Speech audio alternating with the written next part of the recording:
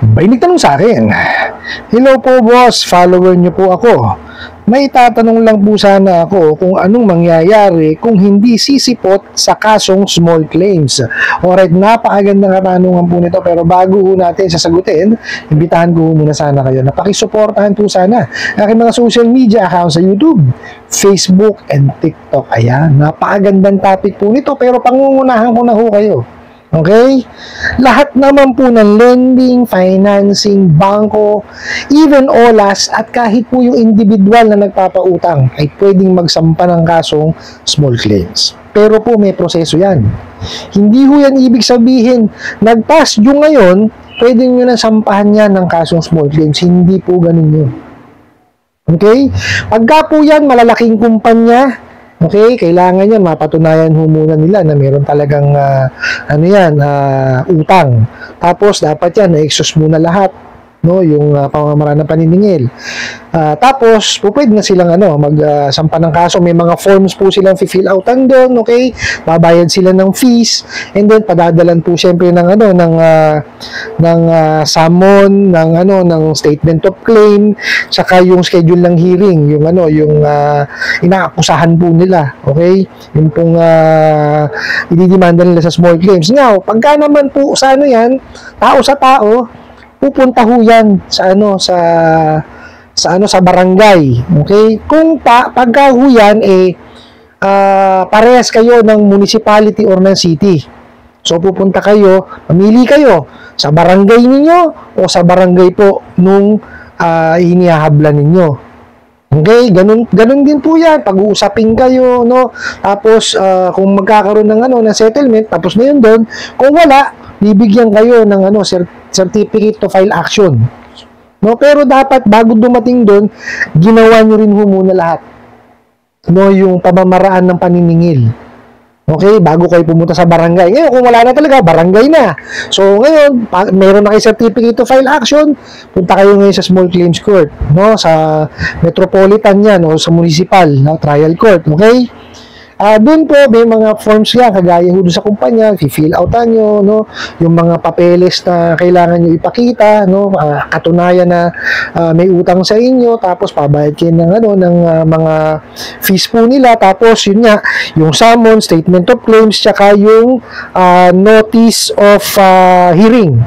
Okay, yun po yung papadala doon sa kliyente, doon sa inyong iahabla. Okay, now, sinabi ko na sa inyo yan, no, para po mas maliwanag. Okay, eto ngayon, sasagutin natin yung katanungan na kung ano po yung mangyayari pag hindi sinipot, no, yung kasong small claims. Okay, pero bago yon, dapat malaman nyo muna kung legitimate ba yung isinasampang kasong small claim. So, paano malalaman yun? Siyempre, dapat yan, nakatanggap muna ho kayo ng summon, ng statement of claims, tsaka nung notice of hearing. So, dapat ho yun ay pinadala, no? Ito po, pamamaraan lang yan, hindi ho itong email yan, ha? Pamamaraan po para yan, matanggap ninyo is through personal delivery. So, yung pong taga-korte po magpapadala niyan, okay? Ngayon, kung tawag dito, wala kayo, po pwede yung kamag-anak po ninyo, okay? Secondary recipient, okay? Kasi wala nga kayo eh. Ngayon, kung hindi talaga umubra doon, po pwede yan through registered mail, tsaka snail mail. Okay? Ngayon, pag natanggap nyo na ho yan, checkin nyo maigi yung legitimacy. Basahin nyo maigi kasi sa summon, yun po yung official na notice ng korte. Okay? Tapos po, yung statement of claims, ito po yung complaint na i-file. No? Nandun po lahat yun, yung detalye ng utang, tapos may mga kopya doon ng mga kung sa kumpanya po yan, may mga may mga tawag dito, yung proof na may utang, kagaya nung no statement of account, okay? Proof of payment, tapos yung mga SMS na pinadala sa inyo, no, email na pinadala sa inyo, okay? Kaya nga, tingnan nyo kaya ko sinasabi na hindi uubra dito na manghaharas kayo kasi kailangan pakita niyo dun sa korte yung ginawa niyong hakbang para masingil. In-SMS nyo ba? In-email nyo ba? Tinawagan nyo ba? Diba? So, papakita nyo ngayon yung mga SMS tsaka ano ron eh. Email. Paano kung yung mga email at SMS nyo pangaharas? Tatakbo ba yung kaso na yan? Hindi. Yun yung sinasabi ko na hindi huubra, no? Na itong mga bugo at abusado online lending apps, ipupunta sa small claims court para magdemanda. Dahil talo na ho kagad sila. Napakarami nila kagad na nilabag. Sige, layo muna natin yun para maano natin kung ano mangyayari. So, tapos po, meron din siyang notice of hearing. Okay? Sa notice of hearing, nandun po yung, yung schedule, kung date, yung oras at saan. Okay? Importante ho na malaman niyo yun kasi yun po ang pagpapasihan ninyo eh. Okay? Ngayon, pag nakatanggap kayo ng ganon at nalaman nyo na legitimate siya, okay? Kayo mismo, no? Maghanda kayo ng sarili niyong papeles kung kung sa tingin niyo mayroon namang mali dun sa sinasabi ng ng kliyente o sa tingin niyo may hindi na ilagay na bayad, o di ba? So ipunin niyo lahat 'yun. No? Tapos may 30 days ho kayo na para sagutin 'yun. Pero may schedule na kasi. So pag dumating yung schedule, pupunta kayo doon. Hindi niyo ho kailangan ng abogado. Okay po, sana po maliwanag yan ha. Hindi nyo kailangan ng abogado. Kayo lamang po, tsaka yung representante ng kumpanya, or kayo lang po kung yung tao na nagpautang sa inyo, yun lang po ang mag-minute doon, tsaka si judge. So, sa simula po niyan, pag-aharapin muna kayong dalawa. No, para po magkaroon kayo ng usapan. Baka mamaya magkaroon kayo ng amicable settlement o ano man ang pag-usapan nyo kung paano nyo babayaran. At kung sa inyong dalawa, paborkan na kayo dun sa sa usapin na yun, tapos na yun. A-approve na ni judge yun. No, lilinawin sa inyo ni judge, tama ba, sumasang-ayon ka ba sa ganito? Ikaw, ganito. Pagkain na yun, tapos. Okay? Ganun po yan. Ngayon, kung wala ko kayo mapagkasunduan, dyan na ho makikialam siya, si judge ngayon. Babasahin niya ngayon lahat yan, no? Paano niya, babalansihin niya ngayon yan. Saka siya ngayon magbibigay ng hatol. Okay? Final po yun. At saka po pwede na siyang i-execute. Okay. Now, ito po ngayon. No? Yung sinasabi ninyo na hindi nyo sisiputin. Pag hindi nyo po sinipot, yung small claims case na hinabla sa inyo, ano po yan? Tawag dito, matatalo kayo dun sa kaso. Kasi hindi naman huhihinto yun eh. Kahit hindi kayo umano ron eh. Hindi kayo pumunta ron eh. So, madi-default kayo. Kumbaga magkakaroon ng decision in favor of the lending company o dun sa naghabla o kung sinong tao man yun na naghabla. Okay po? So, talo kayo, hindi nyo man lang na ipagtanggulan sarili ninyo. Kaya ako, ang abiso ko lagi, kung may ganyan, puntahan nyo. Diba? Kasi makakapaghagil kayo dun eh. Diba, mapag-uusapan nyo. Let's say, for example, sabi, utang mo, ganito. Sabi mo, wala pa akong ganun, wala pa akong trabaho ngayon, baka po pwedeng bigyan mo. Mapag-uusapan yan eh. Diba, kung hindi kayo nagkasundo, yan, tsaka ngayon pakikialaman si judge ngayon na magdi-decide yan.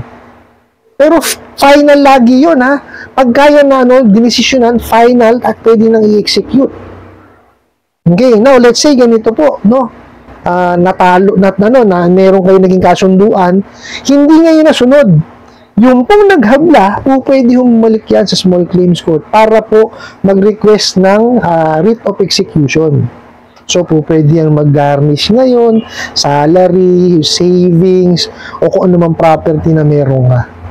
Okay, kaya pag meron kayo na pag-usapan dun sa small claims court, sundin nyo po. No? Kasi pwede nyo naman i-explain kay judge yan tsaka dun sa kasi nung panahon na to, hindi naman na yan yung sinasahod ko or whatever. Depende yan dun sa status nyo ngayon. Okay? Tapos, yun nga, kagaya nung sinabi ko, tawag dito yung hindi nyo sinipot, talagang kumbaga, mananalo sila by default. Kasi hindi kayo nagpunta ron eh. Diba? Mas mainam talaga pumunta kayo para at least may nyo yung sarili niyo, mapagtanggol nyo yung sarili niyo. Hindi nyo naman kailangan ng abogado eh. Di po ba? So bakit hindi nyo pa pupuntahan? Diba? So ang gawin nyo, pupuntahan nyo na lang. Huwag na hunin yung hayaan kasi mas mainam maipagtanggol nyo po yung sarili po ninyo. Maipakita nyo na, kagaya for example sa mga OLA, let's say, lumusot, nakapag-file sila ng small claims case. Itong mga bugo katabusadong online lending apps. Dalhin nyo po lahat yung screenshot ng mga pangaharas nila. Definitely yan, magpapabor sa inyo yung desisyon ng korte. No? Ni judge dyan sa small claims case na yan. Kasi may pang-aabuso eh. Di po ba? O tapos pakita nyo pa doon sa apps nyo na, ito po interest nyo. Ito lang po na-receive ko. Di ba? Yan na. Lalo na nadiin yung mga bugok na yan. Di po ba? So, kailangan po, para sa akin, ang pinaka-importante is, maipagtanggol nyo yung sarili nyo. Mailabas nyo yung inyong, saloobin. Kasi pagkakataon nyo yun eh. Di ba? Yun yung right place at right time para mailabas nyo yung saloobin ninyo. Sa legal na pamamaraan, small claims court. Di po ba? So, may labang kayo ngayon. Lalo na kung dyan sa mga bugo katabusadong online lending apps na yan. Okay? Disclaimer, hindi po ako abogado. Okay, ako po yung maniningil, nagkaroon lang po tayo ng chance na makapagsampa sa kaso ng kaso diyan sa small claims court, nakakatulong po tayo diyan.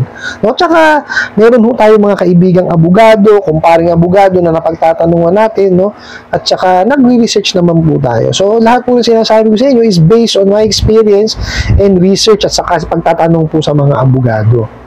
Yun lang po mapapayo ko sa inyo. Huwag niyo baliwalain kung legitimate naman. Kasi pagkakataon niyo po yan eh.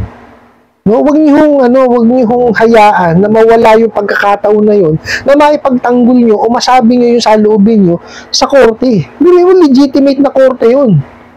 Diba? Masasabi niyo ngayon sa kanila kung ano talaga yung saloobin niyo at nangyayari sa buhay po ninyo. Di po ba? Win-win naman yan. Wala naman talo dyan eh. Di po ba? Di naman natin malulusutan yan. Utang yan eh. Ang utang is responsibilidad natin yan. Pag pinasok natin.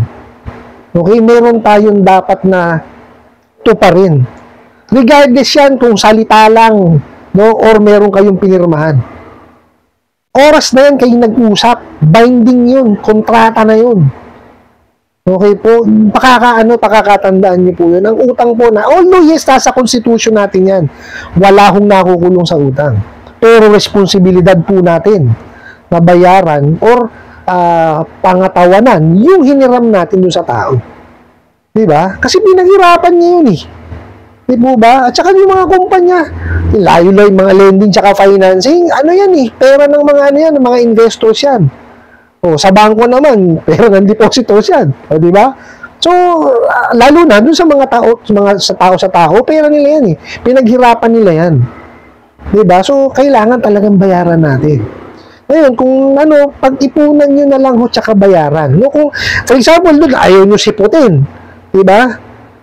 Make sure po na nakahanda kayo. Kasi, definitely yan, mananalo yung kabilang, yung naghabla by default. Diba? So, talo kayo nun. Kung ano man yung maging desisyon ni judge doon, well, final, and pwede na kagad na i-execute yun. So, I hope lang po na naintindihan, naliwanagan kayo, tungkol po sa kasong small claims. Huwag niyo baliwalain.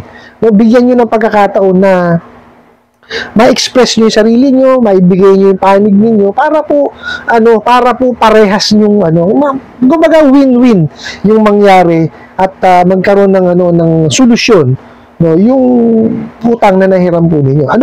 I hope nasagot ko po itong katanungan na to at sana po'y makatulong. Maraming salamat po sa inyong walang sawang pagsuporta at panonood sa aking mga videos. Maraming salamat po sa inyong pag-like, pag-share, pag-comment at pagtatanong. And kunin ko na rin po itong opportunity na imbitahan po sana kayo na pakisuportahan po sana ang aking mga social media account sa YouTube, Facebook, and TikTok. Kasi muli po, yun lang.